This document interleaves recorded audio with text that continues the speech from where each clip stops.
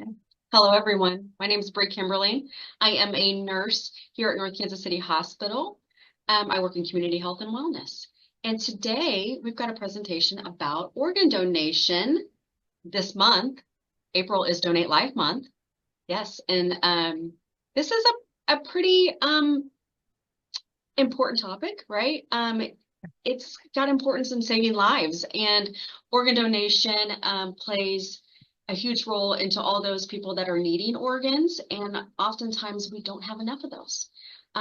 So organ donation is a selfless act that can give someone a second chance at life, and we're hoping to shed some light on that and the significance of the process that you need to know if you're thinking about organ donation or you're wanting to encourage others to donate life and donate an organ. So we hope to inspire you and considering being an organ donor and spread the awareness about this critical need for organ donation. So I want to introduce you to my new friend, Nicole Asquith. She is a community engagement coordinator for Midwest Transplant Network. And Nicole has been at MTN for nearly 6 years, where she leads non-clinical education, pretty much what we're doing now, community education.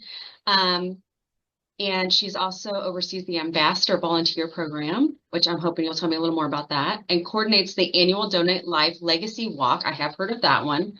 Nicole is passionate about building community connections and raising awareness for life-saving and life-changing impact of organ, eye, and tissue donation. So thank you for joining us. Thank you for presenting today, Miss Nicole, and I'm going to turn it over to you. Wonderful. Well, thank you for having us. It is National Donate Life Month, and so it is a perfect time to really have this conversation and look at the important factors that come into organ, eye, and tissue donation, but also to introduce you to who Midwest Transplant Network is. So hopefully my screen is sharing correctly, and we will get started. Like I said, go ahead, Bree. It looks good. Fantastic.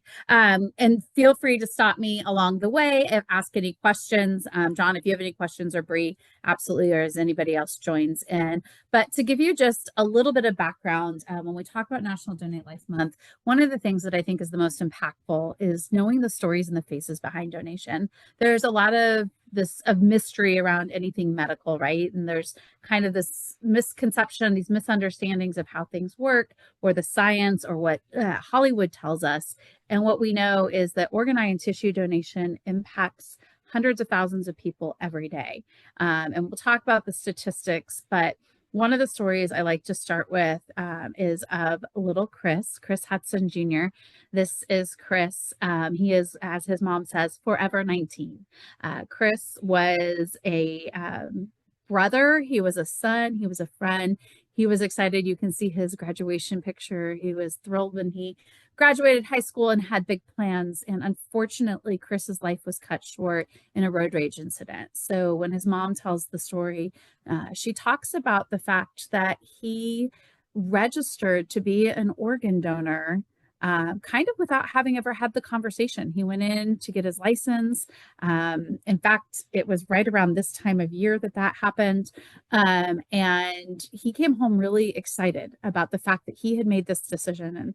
And it wasn't really something she talks about that they had talked about, or maybe she had even considered. It was something hard to think about her child, but she was proud of him for wanting to give that selfless act of organ, eye, and tissue donation.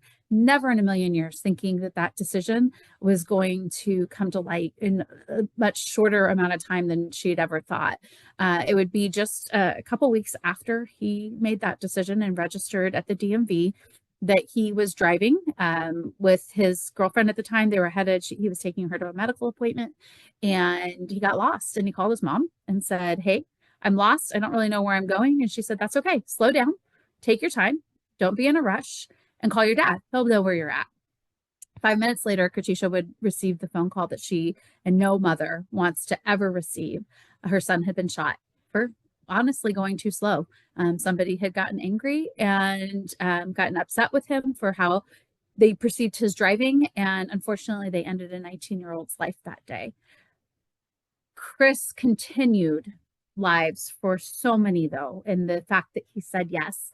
And we talk about that yes being important, not only because he made that decision, but because he had shared it with his family. So they understood what his decision was and what he wanted, had anything happened to him, and they knew that they could support that decision. In both Kansas and Missouri, that decision, when we talk about your decision to be an organ, eye, and tissue donor, is legally binding at the age of 18. So you are what is called a first person authorized donor.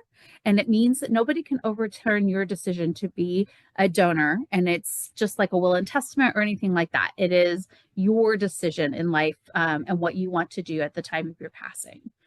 So that's a little bit about little Chris. I'll share a few other stories, and we'll actually come back to little Chris here in a little bit as well. So as an organization, who is Midwest Transplant Network? Bree told you I started with the organization 6 years ago. And what I would say is we were kind of, I thought, the best kept secret. I knew of the organization because my neighbor worked for us. And I knew what organ, eye, and tissue donation was. I didn't necessarily understand that there was an organization behind it, though. And so fast forward 6 years, I feel and I hope that our team, the community engagement and public relations team that I'm a part of, we've done a better job of getting the word out about our organization and who we are.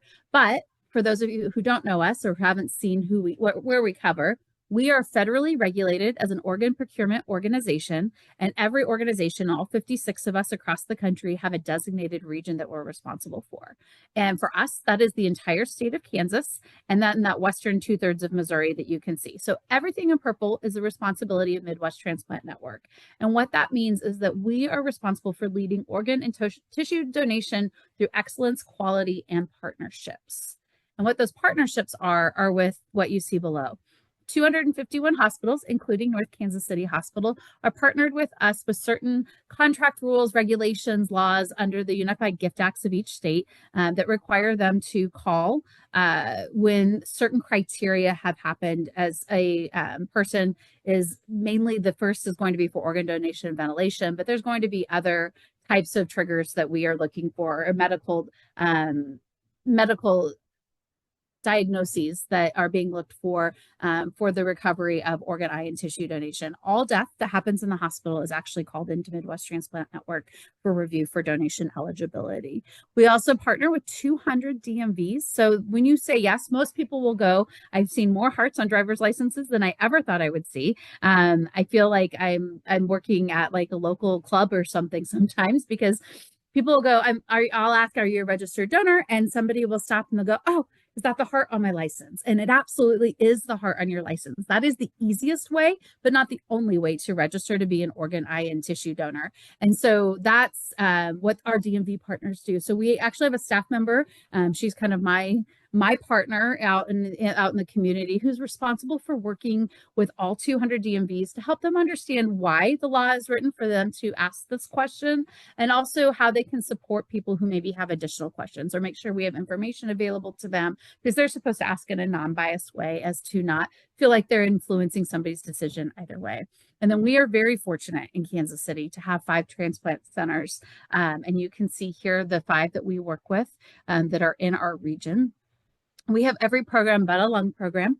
And so we're incredibly fortunate, because what this means for people is that they don't have to leave their homes, their jobs, their families necessarily in order to get listed if they need a kidney or they need a heart. They have a program option in their backyard. And for a lot of families, that's not always the case. And you have to be within so many hours of your program, depending on what you're receiving, for when that call is made that your gift has been found. And so this is something that's really incredible for our region, to have so many programs right here before us. Nicole, Yes. we go back to that screen. Yeah, I will. So what determines the hospital and the specialty of what organ they will transplant? Is that just physicians, surgeons, specialties? Yeah. So it's the hospital deciding they want to have that program, and then being able to find the surgeons and the teams to support it. And then obviously there's accreditation and all of that has to happen as well. Okay. Lots of kidneys. Lots of kidney programs. And you'll see why lots of kidneys. We'll talk about that number in a minute, but I'll go ahead and show the number now. So lots of kidney programs, because there are 104,000 people waiting for the life-saving gift of just organ donation. That doesn't include eye and tissue. And of that 104,000, 80% are waiting for kidney. So kidney is the most high need, high demand organ, and with failure. And so that's why you see so many kidney programs. It's our greatest need for donation. And that's, and we're fortunate that for kidney and even for liver, but for really primarily kidney is the one that you hear about the most. Living donation is also an option when it comes to kidney donation. That makes Does that sense. help? Yeah, people on dialysis, things like that. That makes Yeah. sense. Yeah. Okay. So dialysis is a bridge. People can live longer waiting for a kidney in many cases because dialysis is that bridge to treatment as well. All right. So what does all of that mean when we talk about who we are? We are fortunate as an organization to be ranked in the top 3 to 5, depending on what our metric that we're looking at is. And so in 2023 and in 2024, we were tiered as a 1A OPO, organ procurement organization. What that means and why that's important is right now there's a lot of movement, and has been for the last couple of years, a lot of movement in the organ donation world and looking at how OPOs are performing and what metrics are out there to make sure that everybody is doing the absolute best that they can do. And so in 2026, the goal is for the federal government is to reevaluate every OPO based on their recovery scores from 2022 to 2024. So we just finished our last year for our recovery scores and our transplantation scores. And the bottom 2/3, so out of the 56, the bottom 1/3, of OPOs will be looked at for decertification. We don't know what that's going to look like, what that's going to mean yet, if that's going to happen, or if we've seen enough improvement. But then the middle 2/3 will be kind of on a watch, and then the top third is in good position. And we are very fortunate that we are in that top third consistently. Like I said, we're in the top 5 of OPOs across the country on a consistent basis. So it's something that we celebrate. We're proud of. We're proud of the work we do in our community, and we take the responsibility very seriously as we're out working with donor families and then also working with transplant centers across the country, not just in our area, but across the country. So then we look at what does recovery look like and what do all these numbers mean and feel like for us. In 2024, for the first time ever, Midwest Transplant Network recovered more than 1,000 organs for life-saving transplant.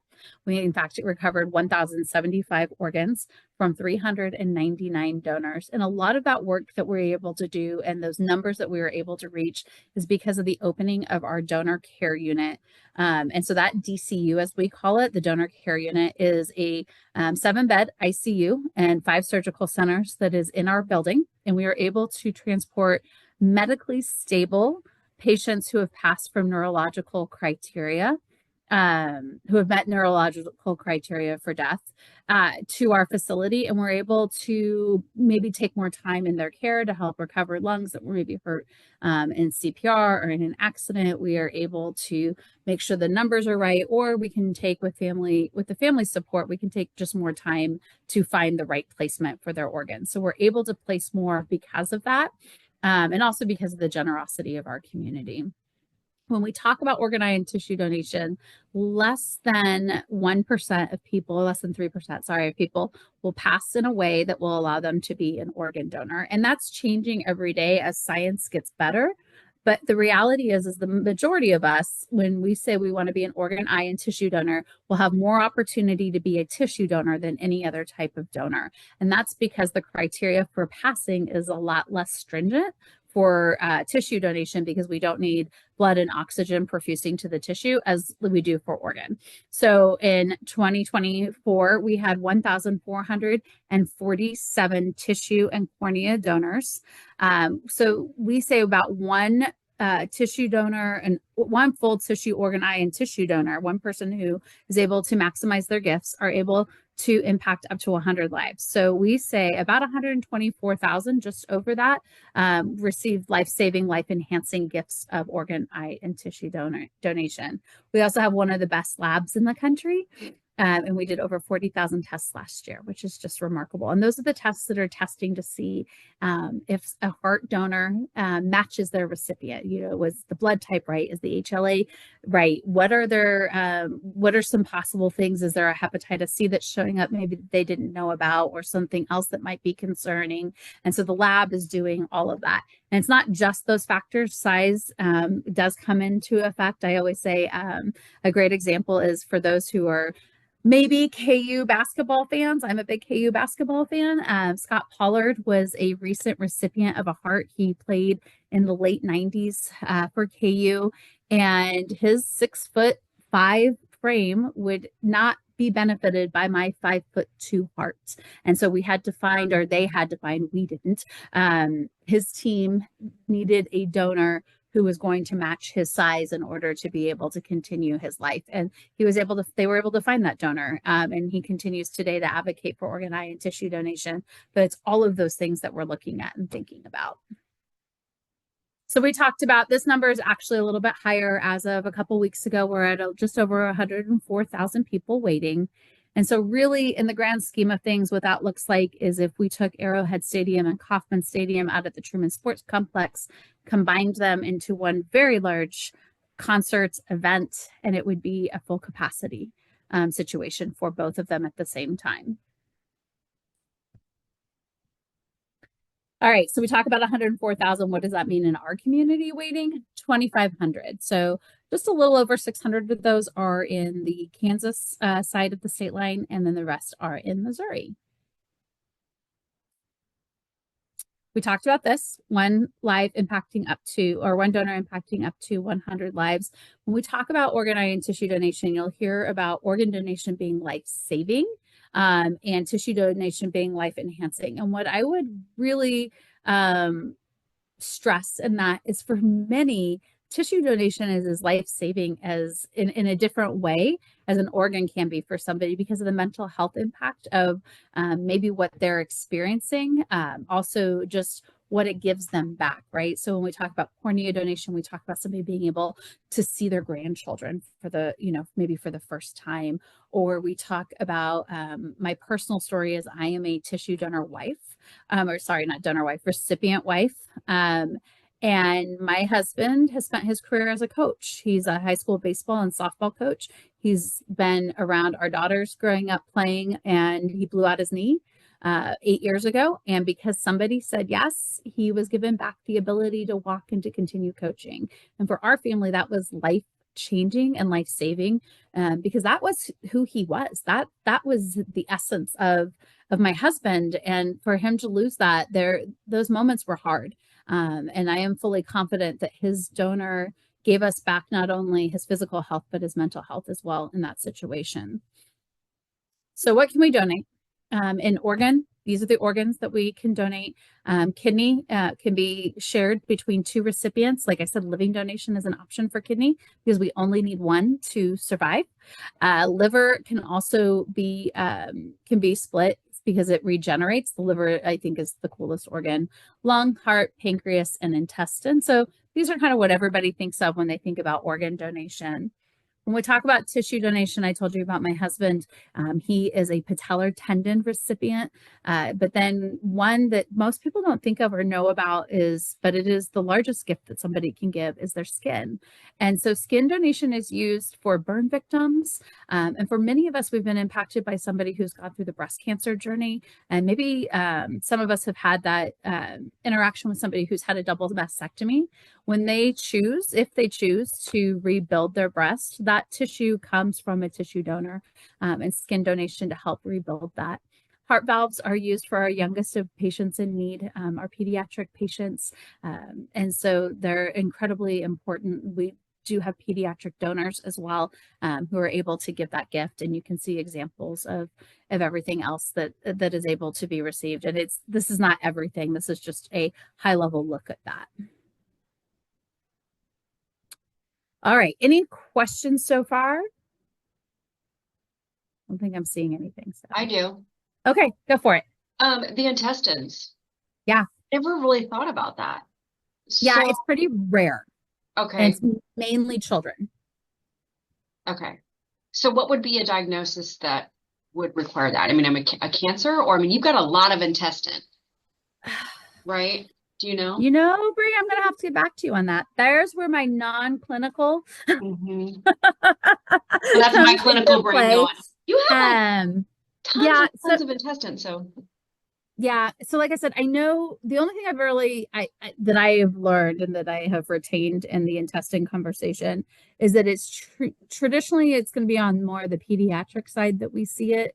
okay. Uh, and I don't know what that those diagnoses are. So, No but worries. I will look into it because I am curious about that now that you asked that. I'm gonna Google it while you talk. Perfect. Okay, bye. All right. So we talk about misconceptions in donation. And you'll hear different OPOs and organizations use different words to describe this. And what these are opportunities where people have concern about donation. And maybe it's based in something that was very real at some point in medicine. Maybe it's based in community beliefs, and they're true and real concerns. And when I'm out in community, I try to meet everybody where they're at in their conversation and their belief in donation and try to have an open conversation around these. So the next six are the most common that I hear in community. And they're the most often the reason that somebody is choosing to say no or has chosen to remove themselves from the registry.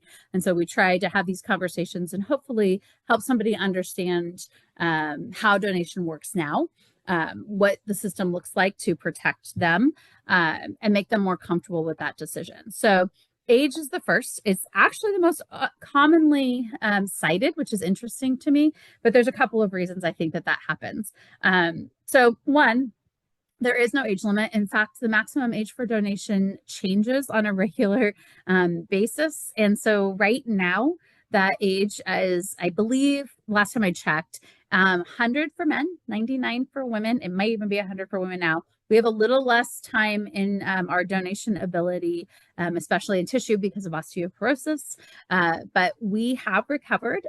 We recovered an 80, I believe, an 87-year-old. It was us or Mid America, out of St. Louis, an 87-year-old liver that was able to be transplanted. And so age really isn't the consideration. It's where we are in our medical state. Tissue, there's a lot of opportunity with our skin and with our tendons as we get older as well. So we don't ever want to stop that conversation just because we feel like we're too old. And I know some of that comes from if you were a bone marrow donor at the age of 50, bone marrow becomes no longer an opportunity for donation. And so a lot of people assume when bone marrow is no longer an opportunity for them that tissue and an organ is the same, and that is not the case. Medical history is going to be the next big one. So a lot of people will be like, well, I have diabetes or I've had X, Y, and Z. And really that is, it's going to be up to the doctor. It's going to be up to the team, the medical team that's going to evaluate you at the time of death, especially for organ donation to determine what is viable. We may have somebody that presents perfectly healthy and they find cancer when they begin to do the scans for the scans for the patient. So that's really a big piece of it all. Sorry. That's also a big piece is we want to look at your medical history and determine really what makes you eligible as a donor and not make assumptions about who we are physically or medically. Medical care is the next one that we hear the second most often. So next to age, this is the next. If something happens to me, I'm in a car accident, something happens out at wherever, that gunshot wound like Chris experienced, they're not going to take care of me because they're going to see I'm a donor. They're going to see it on my license. And the reality is that one, the care that you need to receive in order to be an organ donor is the same care you're going to receive if you're going to survive your injuries. So nothing changes. It's just how your body responds. But also that medical team, they're worried about saving you. They're not really worried about your license at that time. They're not worried about your name. They're worried about the care that you're going to receive and returning you home to your family if that is at all possible. And in the time that it's not possible, we hope that somebody has chosen to register in order to give that opportunity for somebody else to go home to their family if that's not what's in their what's medically feasible for them. Yes, Bree? I would agree with that. Like I've never thought that that could be a misconception that people are like, oh, you don't, if I'm an organ donator, then you're just going to try to let me die so you can take more organs. Absolutely not. Nobody is thinking that. Everybody is like, the goal is to get you better and get you out of the hospital and return to your normal life. So that is a very at the end conversation after all costs have been, used to save your life. Yeah. John had a question, which I think you kind of answered some of those, but I'm going to read it. Yeah, sure. What happens when my body expires and I've indicated that I want my organs donated? Is my body harvested from all of its organs and tissue, or is it just what I need? And I want to provide as much as I can after I've died. If my organs and tissue aren't needed, I'd like the rest to be donated for research. Yeah. So, John, that's great. That's really generous. Yes. and you might be interested by my answer on that. So one, when it comes to the recovery, and that's the term that we use, I know in past and in Hollywood, there's the word I'm looking for, Hollywood, we use harvest. And what we try to remember is that this is that a donor is somebody's loved one. And so we use recovered. So that's the term you'll hear me use. So in that recovery, what's going to happen is it's going to be a medical evaluation. There are certain criteria that have to be met for organ donation to be viable. That's why I said that it's so rare for somebody to actually be an organ donor. For donation by neurological criteria. So that's brain death. That's what most of us know as brain death. There's going to be criteria that has to be met in order for that to even be a consideration. Primarily, not only, but primarily you have to be on a ventilator. There's also donation after circulatory death that also has certain criteria. Also on ventilated support, again, it's where the body needs support in order to keep oxygen and blood perfusing to the organs.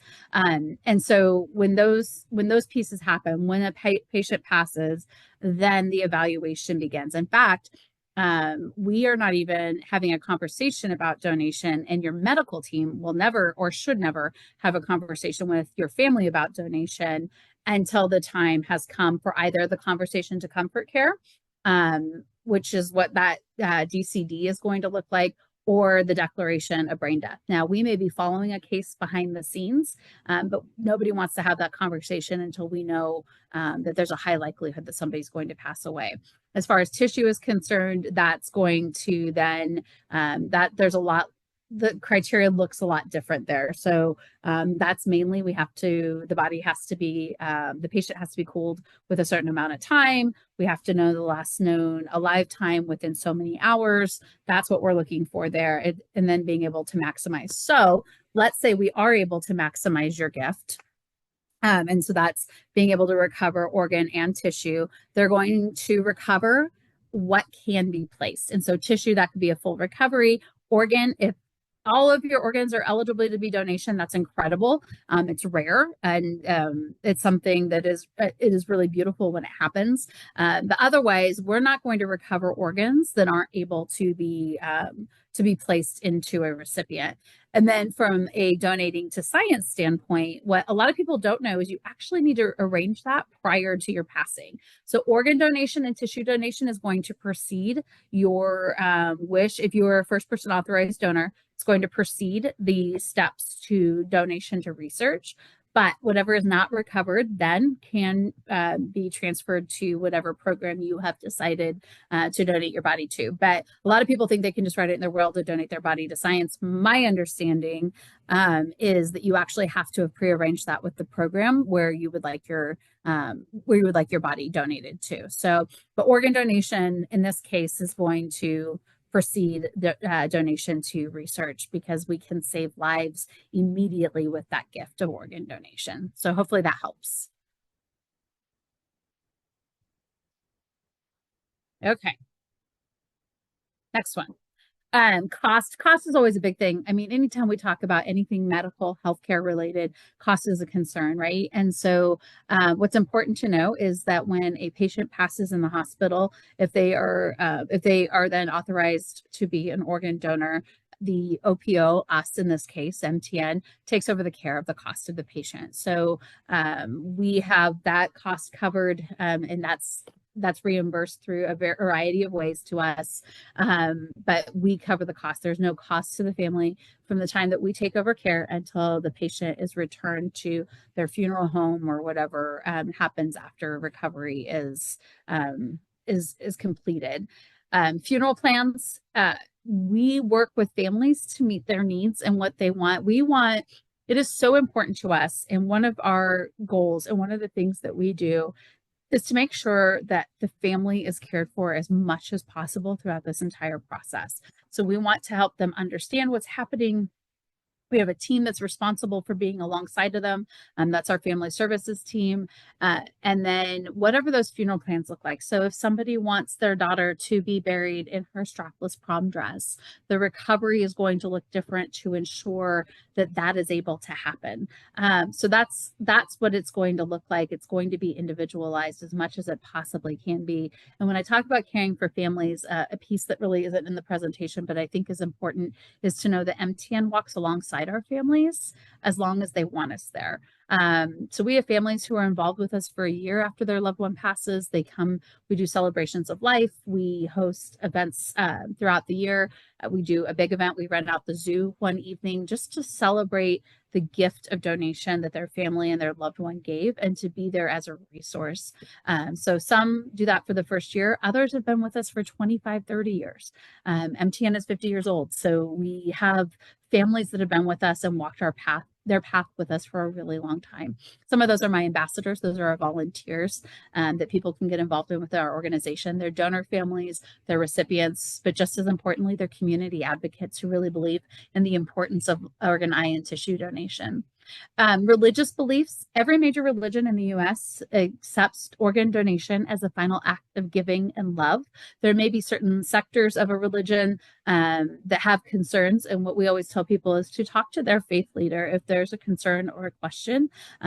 Or, we invite people to bring us in with their faith leaders and to have conversations about what does the Torah say? What does the Bible say? Those types of things to help in that conversation and in that teaching. Okay, so ways that you can support donation. Join the registry, but more importantly, or as importantly, I shouldn't say more importantly, as importantly, talk to your family. Organ donation in particular doesn't always happen at the time of day when you have had coffee and a shower and a really great meal, right? It is in the midst of tragedy. And this hug that you can see in this picture, that is little Chris's mom. So remember I told you his story at the beginning. That is Tisha, and that is her husband, Big Chris, with their coordinator. This is the person who walked beside them during their journey into donation in honor of little Chris. And that conversation that they had made that not easier, but made it something that they could understand and that they could walk alongside little Chris and his choices and be supportive of and not caught off guard because they'd had that conversation. Imagine if they hadn't, and she gets this phone call that he's been shot and he's being taken to the hospital. And then all of a sudden she's being told there's nothing, that the brain death testing has led to knowing that there is no more they can do to treat her baby. And then we add in all of that, somebody coming in and saying, oh, by the way, your son made this decision. It's a lot, and it's a lot. No matter, death is difficult for all of us, and so the more conversation we can have about what people want and what our intentions are really just a key part of life. And so that's why we say talk to your family, talk to your loved ones. It's not a Thanksgiving conversation, but it might just be a great Thanksgiving conversation because it gets people talking about something that maybe they hadn't thought about. Inviting us, me and my team, in to have a lunch and learn at your organization or your faith community, whether that's a Rotary Club, a Lions Club, a church, your business. I just did a lunch and learn at a local architecture firm. We're here to do that, and that's what we want to do. We want to expand our circle and we want to expand our influence. And the beautiful thing is we are actually a non-fundraising organization, so we have the opportunity to come in and just do education and support families and tell stories and really express how wonderful organ, eye, and tissue donation is, both for recipients and for donor families. Celebrate with us. Celebrate April as National Donate Life Month. We can share articles, emails, donor registry drives. We can do all the fun stuff. We can do it next April. I know this April's almost over, but we can also do it throughout the year. And we encourage you to consider doing it throughout the year. In Kansas City and in our region, the green ribbon pin or the green ribbon bracelet, you can see Big Chris has his bracelet on here. Those are signs of supportive donation. I wear my bracelet every day. And I am very much known among my family to stop somebody when I see a green bracelet and ask if it's related to organ, eye, and tissue donation and what their connection is. Because what I know is that when we've been impacted by organ, eye, and tissue donation, we want to share those stories. I have 100 stories I could tell every day. And I love when I get to tell each and every one of them in different ways and in different spaces. And so that's the community. That's the support and the love and the passion that we find in such a dark and tragic time for so many, is this beautiful story that comes out of that tragedy. Finally, I want to share this picture. This is, and you could see Tisha's got this smile that just will warm anybody's heart. It just is, and they give the best hugs. We'll tell you they give the best hugs. So if you don't recognize from the last picture, this is Tisha and Chris. And in the middle is little Chris's heart recipient, Gary Dixon. Gary makes sure that little Chris is at every family function and event that is important to the Hutson family. Gary is an advocate. He is an ambassador for me. He never tells me no. And more importantly, the Hudsons know that little Chris's heart is being well cared for, and he hasn't missed a football game. His brother played football for Iowa and then for Northern Iowa University. He was at every home game. He's been at all the graduations for his brothers. And in fact, this was a vow renewal ceremony that his family did shortly after Chris passed, and in celebration of Chris and the path that they had walked. They held this ceremony together and took this picture together. So it is one of my favorite. It is rare that the recipient and the donor family meet and have such a relationship, but this is a beautiful relationship of healing and passion around organ, eye, and tissue donation that I think is so important to share and to get to see. And like I said, very rare to get to see.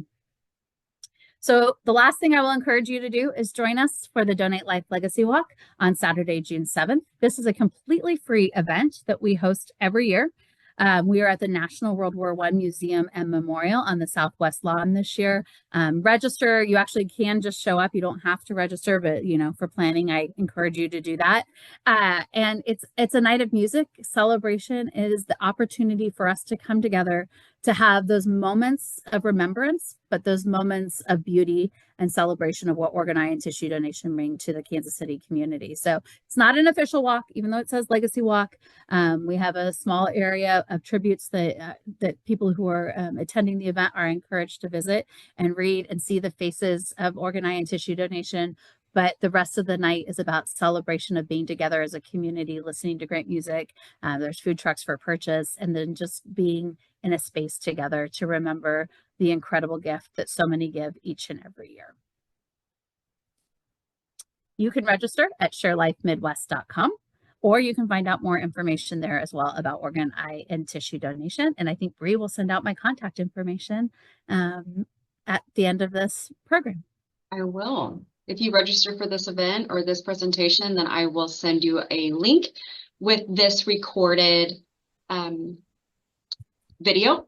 And we also put this on our YouTube channel. So go to our YouTube, check it out. We have lots of education out there about all kinds of different topics. Nicole, thank you. I learned some stuff. Thank you. Hey, side note, intestine transplant is for those that have what is called short bowel syndrome. Okay, that's right. Intestinal failure. So intestinal failure would be a lot of times when we want to rest the gut, we give them IV nutrition called TPN. Well, some people cannot tolerate that, so they would need a intestinal transplant so then they could get nutrition. So there we go. Short. As soon as you said short bowel, I was like, that's right. I remember somebody telling me today. That's kind of a random thought. Yeah.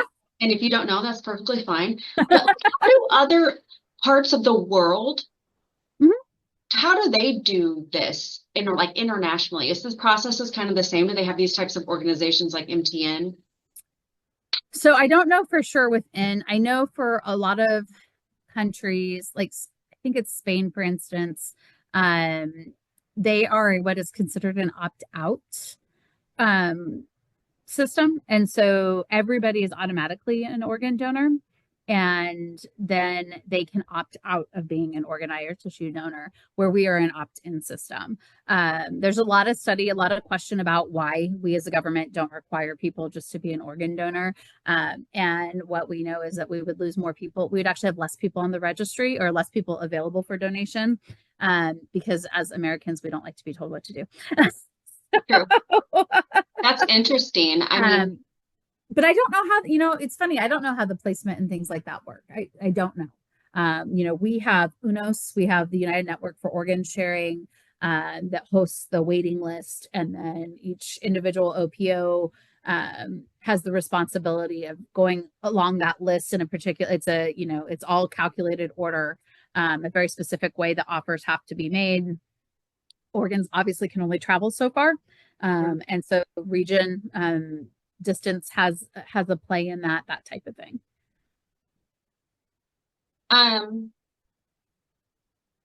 John, I know you have a question. I'll come right back to you. So is there countries where, like in the US, is our primary organ that's needed is a kidney, you said? Yeah. Yeah. So is that kind of a worldwide thing, or is there regions that are, yeah? Yeah, I would and when we get I have to be careful because I don't study the international piece much. And so, but yeah, I mean, kidney just is the most impacted by so many different things. And so it's logical to think because there's genetic components. So you could be a completely healthy person and still have the genetic components, just kind of like heart as well, but for kidney. But it's a good question. It's an interesting question. I should look more into that. I'm just squirreling out I here. know, I like it. Sorry, I I'm like putting it. you on the spot. No, you're fine. So John says, if I have the box checked on my license, I'm already in the registry, correct? Correct. Yep. That is, you have done the first step, and then the second step is to talk to your family. So for some who maybe don't want it on their license or, maybe aren't going, especially in Missouri now, I think we're like 10 years or 12, or Kansas, 10 or 12 years to renewal in some cases before you have to ever walk back into the DMV. That's where the alternate forms of registry at Share Life Midwest come into play for people. I don't know what North Kansas City is. I apologize. For systems that are on the Epic system, patients can now register through their MyChart system. That is not seen on the medical provider side. It is strictly into the national registry. But for the majority still, especially in our community where that is the number one way for people to register, about 90% of people who register at the DMV, and that is officially all you have to do. Mm-hmm. Good to know. So my daughter is 16. She just got her license. Congratulations. I know. And I was so proud of her because she said she wanted to be donate her organs. Yeah. And I was like, my mama heart got so happy. But God forbid something happened. For a minor, the parent has to consent, correct? Correct. So it's an intent to register from, if you're in Kansas, it's 14 to 18. If you're in Missouri, it's 15 to 18 whenever they get that license. But yeah, under the age of 18, the parent still has to consent to that decision. That makes sense. Okay. I agree with John. John says, great presentation, informative and touching, and I agree. Oh, thank you. Thank you. And I hope it was what everyone was looking for. It is. I think it's great. I think it's good to know. And like you said, this can give you conversation starter topics, things to like hit on, to kind of spread the word. So yes. John asked, how can I get Midwest transplant information?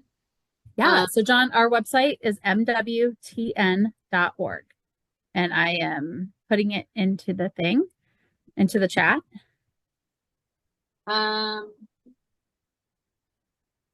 I'm gonna put that into everybody. Do you guys have like I think he's asking, like, do you guys have a newsletter where they kind of update you? Oh, we have a hospital newsletter and my ambassadors receive, sorry, I apologize. My ambassadors receive updates, but I don't know that we have just we use our website for that really. Okay. All right, good to know. So I actually put it into the larger chat, and then I'm going to drop my email in as well. Yeah, check the site and see what's Yep. on there. 'Cause I agree, a lot of places do, they send out like a monthly, quarterly newsletter, and Yeah. it's nice to keep updated. So, Nicole, thank you so much. Thank you, Bree. Thank you, It was, John. yeah, Thank John. you to anybody who watches this Yeah, later. thanks. Later on, yeah, here you are. Thank you. Go to MTN, go to MWTN.org, check them out. Yes. Go to nkch.org, which is North Kansas City's hospital website. We have a lot of great content there, like I kind of mentioned earlier on our YouTube channel. Go peruse it. Just a lot of presentations just like this on different topics.